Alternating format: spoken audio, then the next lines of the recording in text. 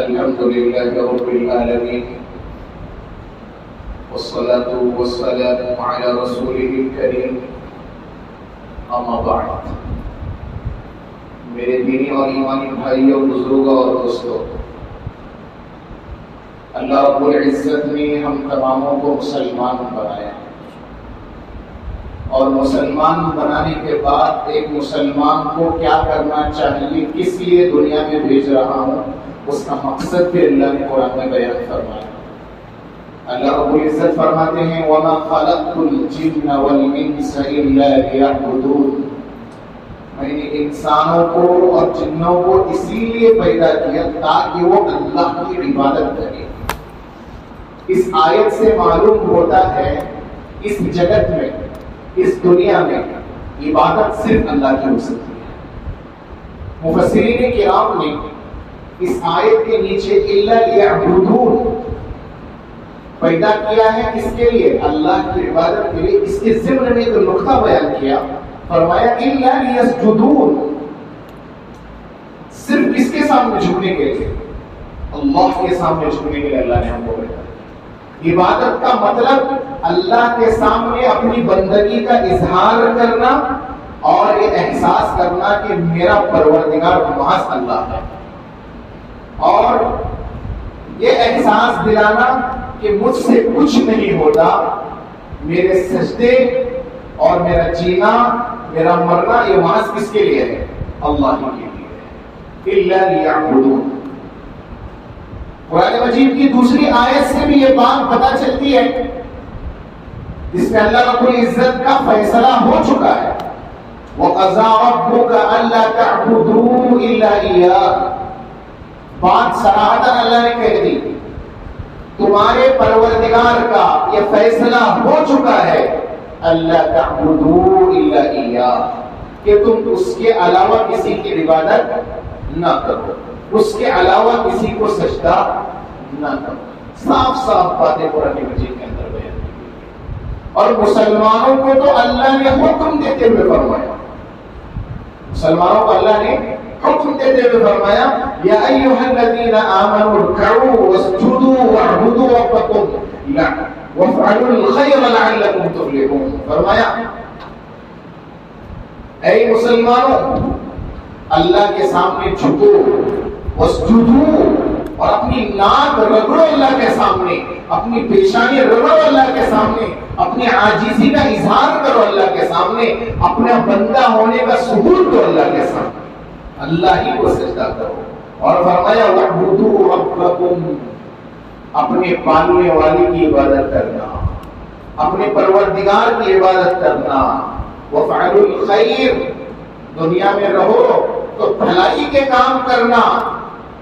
لَعَلَّكُمْ تُفْلِحُونَ، یہ بھلائیاں، یہ عبادتیں، یہ سجدے، یہ سب تمہارے لیے کامیابی کا ذریعہ ہے. آیت سے معلوم یہ ہوا کہ اللہ کے علاوہ دوسروں کو سجدہ بندوں کے لیے ناکامی اور نامرادی کا سبب ہے. صرف یہی پر نہیں، صرف مسلمانوں کو یہ حکم نہیں دیا گیا، بلکہ اللہ تبارک و تعالی نے پوری امت کو مخاطب ہو کے کہا. امت، سب لوگ آگے اس میں، جنرل بات جسے کہتے ہیں. قرآن مجید نے کہا فَاسْجُدُوا لِلَّهِ وَاعْبُدُوهُ، تم سب اللہ کو سجدہ کرو، تم سب اللہ کو سجدہ کرو. وَاعْبُدُوهُ، اسی کے سامنے جھکو، اسی کی عبادت کرو. پوری مخلوق کے ساتھ ساتھ فرشتوں کا بھی ذکر کیا. خاص کر فرشتوں کو بھی حکم کس کے سامنے سجدہ کرنے کا ہے؟ فرشتوں کو بھی حکم اللہ رب العزت کے سامنے سجدہ کرنے کا ہے. اللہ تبارک و تعالیٰ فرماتے ہیں ان الذین عند ربک لا یستکبرون عن عبادته ویسبحونہ وله یسجدون. فرمایا اللہ کے نزدیک کچھ اللہ کے ایسے خاص مخلوق ہیں، اس سے مراد فرشتے ہیں، جو رات دن اللہ کی تسبیح بیان کرتے ہیں. لا یستکبرون عن عبادته، ایک پل بھی وہ اللہ کی عبادت سے غفلت نہیں برتتے. اور فرمایا وَيُسَبِّحُونَهُ، وہ اللہ کی پاکی بیان کرتے ہیں. وَلَهُ يَسْجُدُونَ، اور کس کو سجدہ کرتے ہیں؟ اللہ کو سجدہ کرتے ہیں. آیت سے معلوم یہ ہوا کہ فرشتے بھی کس کو سجدہ کرتے ہیں؟ اللہ کو سجدہ کرتے ہیں. تو دنیا کے اندر اگر کسی کو جھکنے کا حق ہے کسی کے سامنے تو صرف اللہ ہی کے سامنے جھکنا ہے، اسی کے سامنے سجدہ کرنا ہے، اس کے علاوہ کسی اور کے لیے سجدہ جائز نہیں ہے۔ اچھا، یہ بات فرشتوں کی تھی۔ صحابہ کی صفت اللہ نے بیان کی۔ صحابہ جو اللہ کے نبی صلی اللہ علیہ وسلم کے ساتھ رات دن رہنے والے، ان کی صفت اللہ نے بیان کی۔ صحابہ کی کیا صفت تھی؟ تراہم رکعا سجدا۔ صحابہ کی صفت بیان کی، تم ان کو دیکھو گے وہ اللہ کے سامنے رکوع کرنے والے اور اللہ کے لیے سجدہ کرنے والے تھے۔ سیماہم فی وجوہہم من اثر السجود۔ قرآن نے مزید یہ بھی فرمایا تم ان کی پیشانیوں پر سجدے کے اثرات دیکھو گے۔ اتنا زیادہ سجدہ کرنے والے کون تھے؟ صحابہ تھے۔ یہ صحابہ کی صفت بھی قرآن نے نقل کر کے امت کو پیغام دے دیا کہ سجدہ اگر کسی کے لیے ہو سکتا ہے تو وہ محض اللہ ہی کے لیے ہو سکتا ہے، اللہ کے علاوہ کسی کے لیے سجدہ جائز نہیں ہے۔ اچھا، صحابہ کے لیے بات کہی قرآن نے، مسلمانوں کے لیے بات کہی قرآن نے بات کہی فرشتوں کے تعلق سے۔ اب بچے کون؟ ہمارے اور آپ کے نبی حضرت محمد صلی اللہ علیہ وسلم۔ اللہ اپنے پیغمبر حضرت محمد صلی اللہ علیہ وسلم کو بھی اپنے سامنے سجدہ کرنے کا حکم دیا۔ سوچنے کی بات ہے، کیا کوئی نبی اللہ کے علاوہ دوسروں کو سجدہ کرے گا؟ سوال۔ کوئی نبی چھوڑیے، پوری امت کے لیے اللہ نے جسے ہدایت کا سبب بنا کر بھیجا، رحمت للعالمین بنا کر بھیجا۔ کہیں پر اللہ نے فرمایا وما ارسلناک الا کافۃ للناس بشیرا ونذیرا۔ پوری امت کے لیے اللہ نے ڈرانے والا، خوشخبری دینے والا بنا کر بھیجا۔ کیا وہ شخص جو پوری امت کو ایک اللہ کی طرف بلاتا ہے، کیا وہ کبھی ایک اللہ کو چھوڑ کر دوسروں کو سجدہ کر سکتا ہے؟ نہیں کر سکتا۔ تو ایسے پیغمبر کو بھی حکم دیا گیا، ایسے نبی کو بھی حکم دیا گیا۔ وہ نبی اور کوئی نہیں، ہم جن کا نام روزانہ لیتے ہیں حضرت محمد مصطفیٰ صلی اللہ علیہ وسلم، ان کو قرآن مخاطب ہو کر کہتا ہے فسبح بحمد ربک۔ اے نبی جی، آپ اپنے رب کی بڑائی بیان کرو، تعریف بیان کرو، تسبیح بیان کرو۔ وکن من الساجدین، اور فرمایا سجدہ کرنے والوں میں سے ہو جاؤ، اللہ کے سامنے جھکنے والوں میں سے ہو جاؤ۔ تو معلوم ہے وہ آیت سے نبی کو بھی کس کے سامنے جھکنے کا حکم ہے؟ اللہ کے سامنے جھکنے کا حکم ہے۔ نبی بھی کس کو سجدہ کرتے ہیں؟ اللہ کو سجدہ کرتے ہیں۔ اس لیے عزیزو، حضرت ابو ذر رضی اللہ تعالیٰ عنہ کی روایت ہے، فرماتے ہیں حضرت ابو ذر رضی اللہ تعالیٰ عنہ، اللہ کے نبی صلی اللہ علیہ وسلم نے فرمایا اتدری ابا ذر، اے ابو ذر کیا تو اس بات کو جانتا ہے کہ جب سورج مغرب میں ڈوبتا ہے تو کیا کرتا ہے؟ حضرت ابو ذر رضی اللہ تعالیٰ عنہ نے فرمایا اللہ و رسولہ اعلم، اللہ اور اس کے رسول بہتر جانتے ہیں۔ تو اس وقت اللہ کے نبی صلی اللہ علیہ وسلم نے فرمایا جب مغرب میں سورج ڈوبتا ہے تو صبح تک اللہ کے سامنے سجدہ کرتا ہوا رہتا ہے۔ قرآن مجید کی آیت میں تفصیل لکھی ہوئی ہے والشمس تجری لمستقر لها، سورج بھی مستقل کس کی عبادت میں رہتا ہے؟ اللہ کی عبادت میں رہتا ہے۔ جب صبح ہوتی ہے تو اللہ کہتے ہیں اٹھ جا، اب تیرے جانے کا وقت آ گیا۔ پھر سورج مشرق سے طلوع ہوتا ہے، پھر جا کر کس میں ڈوبتا ہے؟ مغرب میں ڈوبتا ہے۔ بات معلوم کیا ہوئی؟ سورج بھی کس کی عبادت کرتا ہے؟ اللہ ہی کی عبادت کرتا ہے۔ سورج بھی کس کو سجدہ کرتا ہے؟ اللہ ہی کو سجدہ کرتا ہے۔ اللہ کے علاوہ کسی کو سجدہ جائز نہیں ہے۔ حضرت سلیمان علیہ السلام کے زمانے میں ہدہد نام کا ایک پرندہ تھا۔ حضرت سلیمان علیہ السلام نے اس ہدہد پرندے کو کام پہ لگایا ہوا تھا۔ وہ ہدہد پرندہ ایک قوم کے پاس گیا تھا جسے قوم سبا کہتی ہے۔ وہاں کے رہنے والے اور وہاں کی حاکمہ، وہاں کی ملکہ جس کو بلقیس بھی کہا جاتا ہے، وہ اس وقت وہ اور ان کی قوم سب مل کر کس کی کیا کرتے تھے؟ اللہ کے علاوہ سورج کو سجدہ کرتے تھے۔ ہدہد جب آیا تو ہدہد سے پوچھا حضرت سلیمان علیہ السلام، ہدہد ایک پرندہ تھا، اللہ نے حضرت سلیمان علیہ السلام کے اندر وہ صلاحیت دی تھی، وہ اپنی طرف سے علم دیا تھا کہ پرندوں کی زبان بھی سمجھتے تھے۔ پرندے سے پوچھا اے ہدہد تم کہاں گئے تھے؟ مجھے نظر نہیں آئے، مجھے اتنا غصہ آیا، میں نے میرے ساتھیوں سے کہہ دیا اگر ہدہد آ جائے گا تو میں اسے قتل کر دوں گا۔ ہدہد آ گیا اور آ کر کہا انی وجدت امرأة تملكهم وأوتيت من كل شيء ولها عرش عظيم وجدتها وقومها يسجدون للشمس من دون الله۔ فرمایا اے سلیمان علیہ السلام میں اسی قوم کے پاس سے آیا ہوں، میں نے دیکھا کہ وہاں کی عورت اور وہاں کے رہنے والے لوگ اللہ کو چھوڑ کر سورج کو سجدہ کرتے ہیں۔ اس آیت سے معلوم یہ ہوا اسلام میں نہ سوریہ نمسکار ہے، اسلام میں نہ سورج کو سجدہ ہے، اسلام میں نہ سورج کو دیکھ کر بوسہ لینا ہے، اسلام میں نہ سورج کو دیکھ کر کوئی اپنے دل کے اندر عظمت بٹھانی ہے۔ سجدہ کرنا ہے تو محض کس کو کرنا ہے؟ اللہ کو کرنا ہے۔ اور مشرکین کی خاص صفت کیا ہوتی بولو؟ جب وہ لوگ اللہ کو چھوڑ کر دوسروں کو سجدہ کرتے ہیں، شیطان بھی ان کے وہ برے عمل کو اچھا کر پیش کرتا ہے۔ ایک دماغی کام کراتے والا وَزَيَّنَ لَهُمُ الشَّيْطَانُ أَعْمَالَهُمْ۔ کیوں بولو؟ اللہ تبارک و تعالیٰ نے شیطان کو بھی سجدہ کرنے کا حکم دیا تھا۔ شیطان کیوں بنا؟ شیطان فرشتوں کے ماحول میں رہتا تھا، حالانکہ آگ سے بنایا ہوا تھا، لیکن ماحول میں کس کے رہتا تھا؟ فرشتوں کے رہتا تھا۔ فرشتے کون؟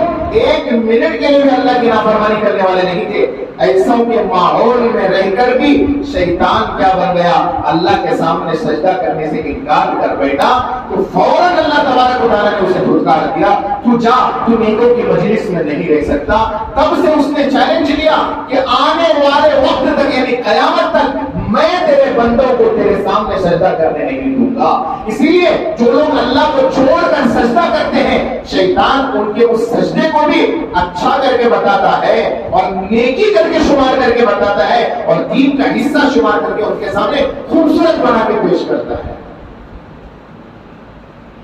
تو شیطان کو سب سے زیادہ خوشی اس وقت ہوتی ہے جب بندہ اللہ کو چھوڑ کر غیر اللہ کو سجدہ کرے، دوسروں کو سجدہ کرے اور دوسروں کو اپنا خدا سمجھنے لگے۔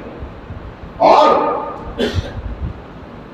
پرانے قوموں کے اندر حضرت محمد صلی اللہ علیہ وسلم نے بھی جب اپنی قوم کو دعوت دی اور کہا وَإِذَا قِيلَ لَهُمُ اسْجُدُوا لِلرَّحْمَنِ، جب اللہ کے نبی صلی اللہ علیہ وسلم نے اہل مکہ کو یہ کہا کہ اے مکہ کے لوگوں تم رحمان کو سجدہ کرو، یعنی کس کو سجدہ کرو؟ اللہ کو سجدہ کرو، تو مکہ والوں نے بھی کہا تھا وَمَا الرَّحْمَنُ، یہ رحمان کون ہے؟ اللہ کا مذاق اڑایا ان لوگوں نے۔ اور اللہ کے متعلق کہا ہم کس کو سجدہ کریں؟ اللہ کو سجدہ کریں؟ نہیں، ہم اس کو سجدہ کریں گے جس کو ہمارے ماں باپ کرتے آ رہے ہیں، ہماری پیڑھیاں کرتے آ رہی ہیں۔ ہم اللہ کو اللہ نہیں ماننے والے، ہم اللہ کے سامنے نہیں جھکنے والے۔ گھمنڈ کیا، تکبر کیا اور کہا اَتَسْجُدُوا لِمَا تَأْمُرُونَ، یہ کہا کہ ہم اس کو سجدہ کریں جسے محمد سجدہ کرنے کہتا ہے؟ نہیں، ہم اس کے سامنے جھکیں گے جس کے سامنے ہمارے پچھلے باپ دادا بڑے بڑے لوگ جھکتے آ رہے ہیں، ہم اللہ کے سامنے نہیں جھکیں گے۔ انہوں نے سجدے کا انکار کیا، ہوا کہ اللہ نے ہلاک کر دیا۔ اللہ کو دنیا میں اپنے علاوہ کسی اور کے لیے سجدہ پسند نہیں ہے۔ سجدے کی اہمیت بھی بتاؤں گا میں، کتنی بڑی چیز ہوتی ہے۔ جو لوگ دنیا کے اندر اللہ کے سامنے سجدہ نہیں کرتے نا، قیامت کے دن ان کو اس عذاب اس گناہ کا عذاب بھگتنا ہوگا۔ کیا ہوگا قیامت کے دن نقصان؟ یوم یکشف عن ساق ویدعون الی السجود، کل قیامت کا دن ہوگا تو اللہ تبارک و تعالی تماموں کو کہاں پکاریں گے؟ اپنے پاس پکاریں گے اور انہیں سجدے کی دعوت دی جائے گی کہ کس کے سامنے سجدہ کرو؟ اللہ کے سامنے سجدہ کرو۔ قیامت کے دن بھی فلا یستطیعون، وہ سجدہ اللہ کے سامنے نہیں کر سکیں گے۔ خاشعۃ ابصارهم وترهقهم ذلہ، ان کی نگاہیں جھکی ہوئی ہوں گی، ان کے اوپر اللہ کی لعنت ہوگی۔ اور فرمایا وقد كانوا يدعون الى السجود، دنیا کے اندر جب وہ ہٹے کھٹے تھے، دنیا میں جب ان کو کہا جاتا تھا کہ اللہ کو سجدہ کرو تو دنیا میں ہی انہوں نے اللہ کو سجدہ نہیں کیا، تو آخرت میں بھی اللہ کو سجدہ کرنے کی توفیق نہیں ہوگی اس کو۔ اسی لیے میرے عزیزوں آیت سے معلوم یہ ہوا ہم لوگ اگر دنیا میں رہ کر اللہ کے علاوہ دوسروں کو سجدہ کرتے ہیں تو کل قیامت کے دن اللہ کے سامنے سجدہ نہیں کر سکیں گے. کتنے بڑے افسوس کی بات ہے. پیدا کرنے والے کے سامنے سجدہ نہیں کر سکیں گے. کیوں؟ دنیا میں اللہ نے سجدے کا حکم صرف اپنے پاس رکھا ہے اور کسی کو حکم نہیں دیا گیا. اسی لیے قرآن مجید جب ہم کھولتے ہیں تو ہمیں بہت سی وہ آیات معلوم ہوتی ہے کہ جتنی بھی چیزیں اللہ تبارک و تعالیٰ نے دنیا میں بنائی ہیں سب کی سب اللہ کے سامنے جھکتی ہیں, سب کی سب اللہ کے سامنے سجدہ کرتی ہیں. اللہ تبارک و تعالیٰ فرماتے ہیں قرآن مجید کی آیت میں وَمِنْ آيَاتِهِ اللَّيْلُ وَالنَّهَارُ وَالشَّمْسُ وَالْقَمَرُ لَا تَسْجُدُوا. فرمایا اللہ تبارک و تعالیٰ نے اللہ کی نشانیوں میں سے رات کا بھی بنانا ہے, دن کا بھی بنانا ہے. اللہ تبارک و تعالیٰ فرماتے ہیں لا تسجدوا للشمس ولا للقمر, تم نہ سورج کے سامنے سجدہ کرو نہ چاند کے سامنے سجدہ کرو. واسجدوا للہ الذی خلقہن, فرمایا اس اللہ کو سجدہ کرو جس نے تمہیں پیدا کیا. آیت سے معلوم کیا ہوا؟ نہ سورج نمازنا جائز ہے, نہ چاند کو خدا ماننا جائز ہے, نہ کسی اور کو خدا سمجھنا جائز ہے. ہمارا خدا ایک ہے جسے ہم اللہ کہہ کے پکارتے ہیں. سجدہ صرف اسی کے لیے ہے. آیت سے صاف صاف بات سمجھ میں آ رہی ہے. اس سے بھی بات نہیں سمجھ میں آتی تو دوسری جگہ اللہ تبارک و تعالیٰ نے فرمایا اولم يروا الى ما خلق الله من شيء يتفيأ ظلاله عن اليمين والشمائل سجدا لله وهم داخرون. قرآن مجید میں مزید اللہ تبارک و تعالیٰ نے فرمایا یہ درخت اس کو تم دیکھ رہے ہو, یہ جھاڑیاں اسے تم دیکھ رہے ہو, جب یہ ہواؤں کے جھونکے سے نیچے آتی ہے تو یہ مت سمجھنا کہ ہوا سے نیچے آ رہی نہیں, یہ اللہ کے سامنے سجدہ کر رہی ہے. اس کے سامنے سجدہ کر رہی ہے. یہ درخت کا پتا یہ بھی اللہ کو سجدہ کرتا ہے, یہ درخت کی ڈالی یہ بھی اللہ کو سجدہ کرتی ہے. یہاں سے بھی بات نہیں سمجھ میں آتی, دوسری جگہ سے اللہ تبارک و تعالیٰ نے سمجھانے کی کوشش کی.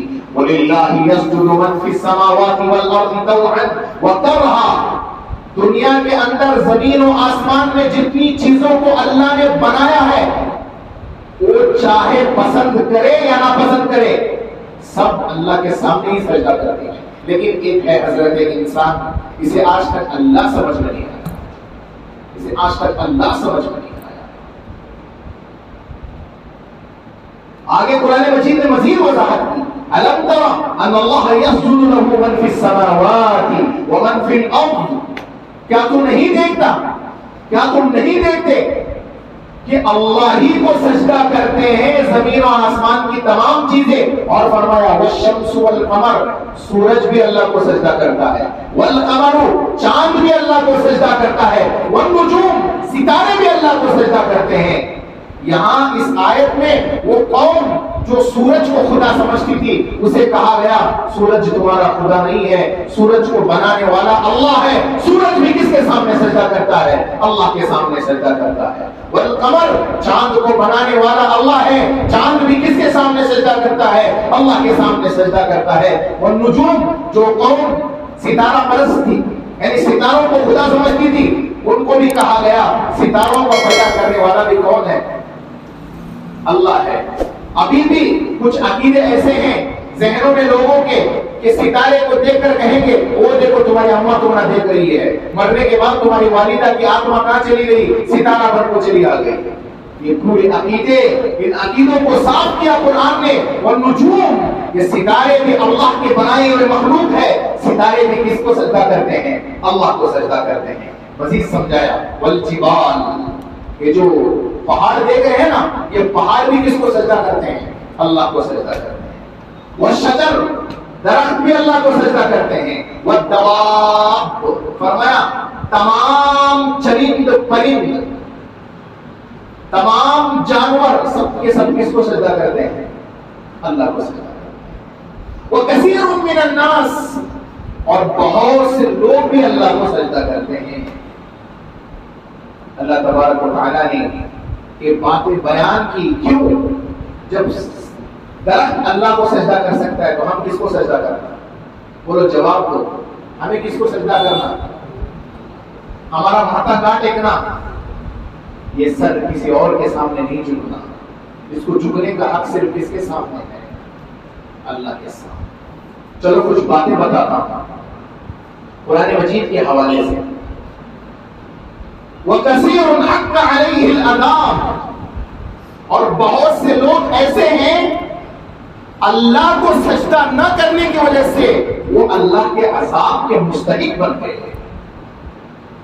اللہ کے عذاب کو حاصل کرنے والے بن گئے. کیا نہیں کرنے کی وجہ سے؟ اللہ کے سامنے سجدہ نہیں کرنے کی وجہ سے.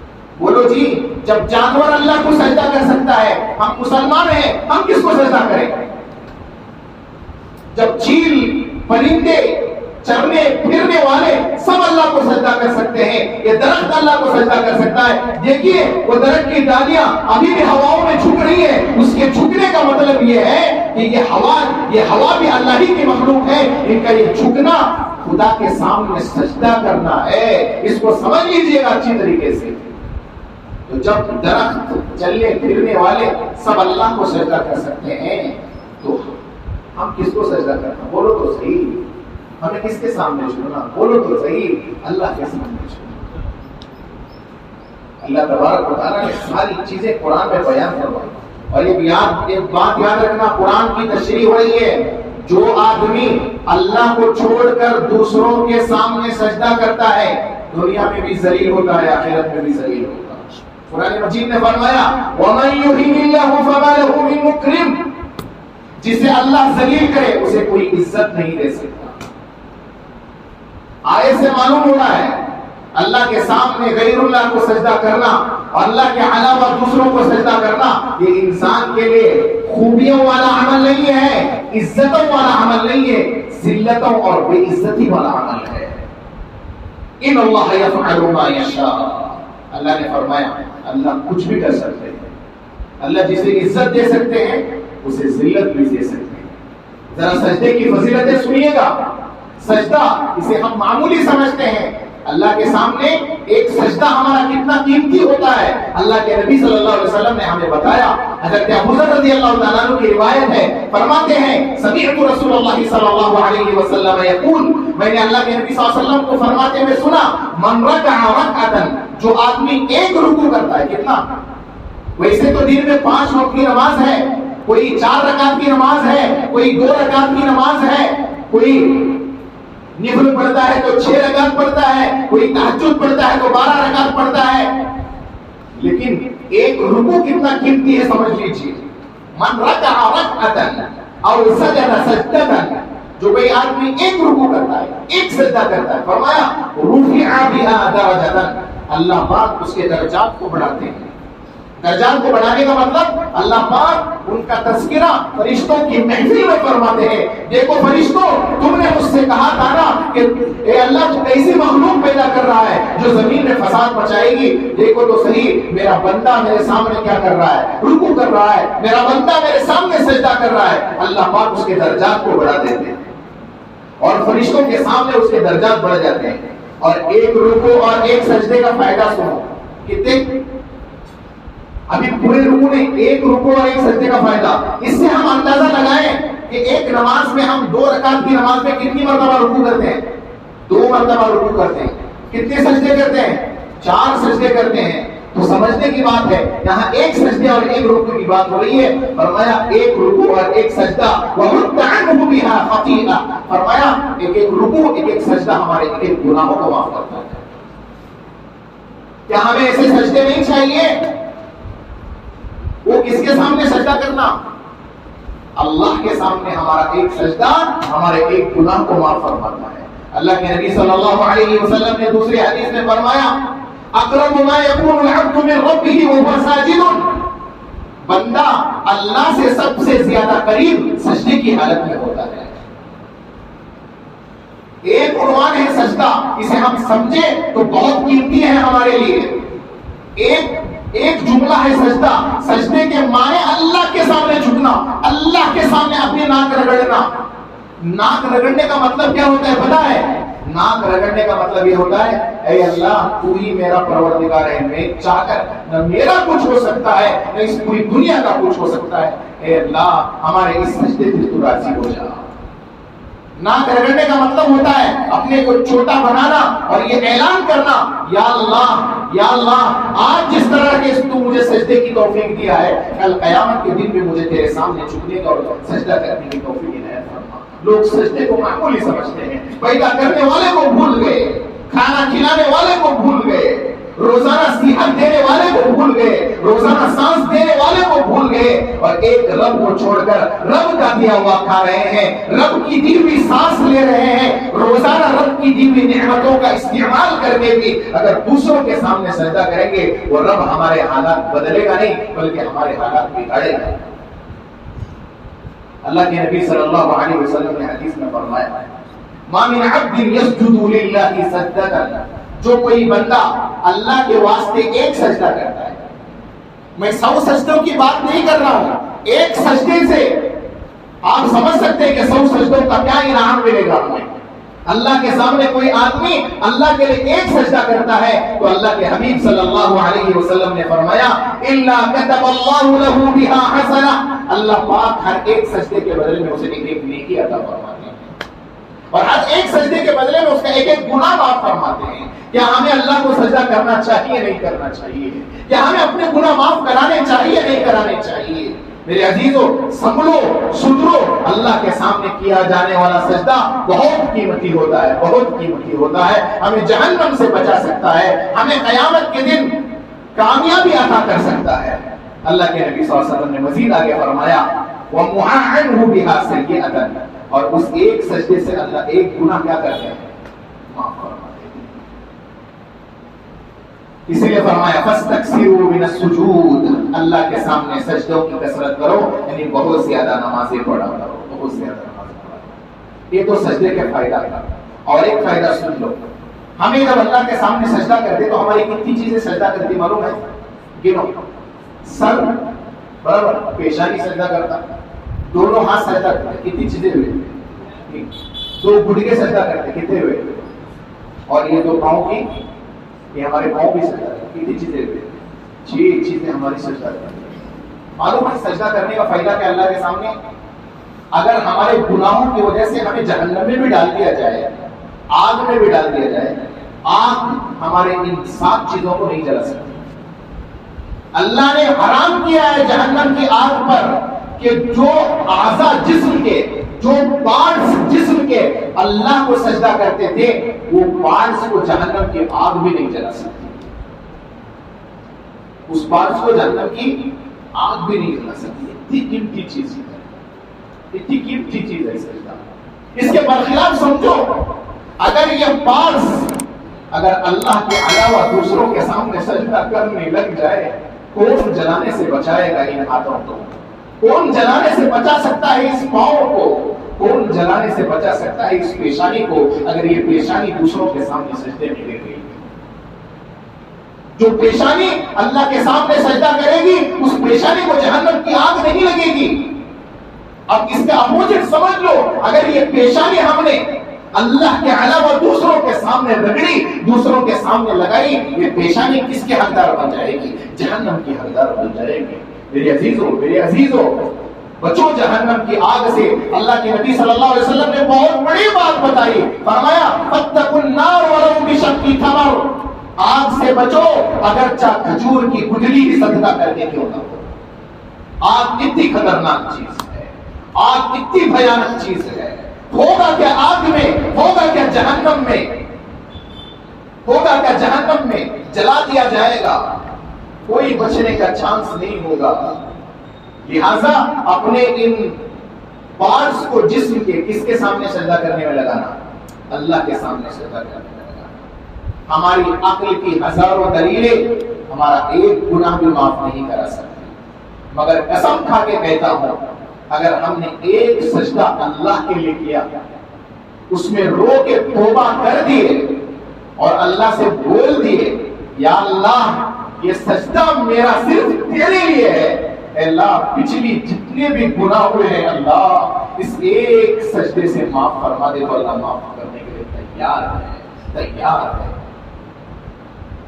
اگر وہی سجدہ اگر کس کے سامنے ہوا، اللہ کے علاوہ دوسروں کے سامنے ہو گیا، دوسرے خداؤں کو خدا سمجھ کر اس کے سامنے سجدہ کرنے لگے تو سمجھ لو یہ سجدہ ہمارے کروڑے نیکیوں کو بھی قبول نہیں کرا سکتا، لیکن اللہ کے سامنے کا ایک سجدہ ہمارے کروڑوں گناہوں کو معاف کرا سکتا ہے۔ یہ پاور ہے اللہ کے سامنے سجدہ کرنے میں، یہ طاقت ہے اللہ کے سامنے سجدہ کرنے میں۔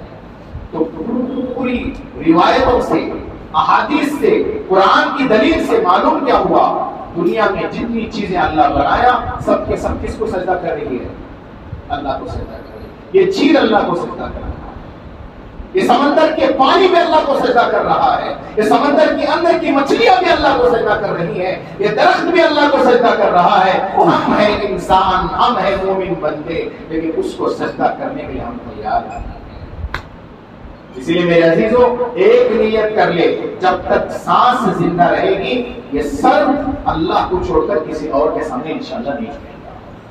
اللہ پاک ہم تماموں کو اس بات کی اہمیت کو سمجھنے کی توفیق نصیب فرمائے۔ اللہ ہمارے اعضاء کو جہنم کی آگ سے بچائے، اور اللہ تبارک و تعالی ہمیں صرف بس صرف اللہ ہی سے لینے والا اور اللہ ہی کے سامنے جھکنے والا بنائے۔ وآخر دعوانا ان الحمدللہ رب العالمین۔ ویڈیو کے نیچے سبسکرائب کے بٹن پہ کلک کریں، بیل کے آئیکن پہ کلک کیجیے تاکہ ہر نئی ویڈیو کی نوٹیفیکیشن آپ کو مل جائے۔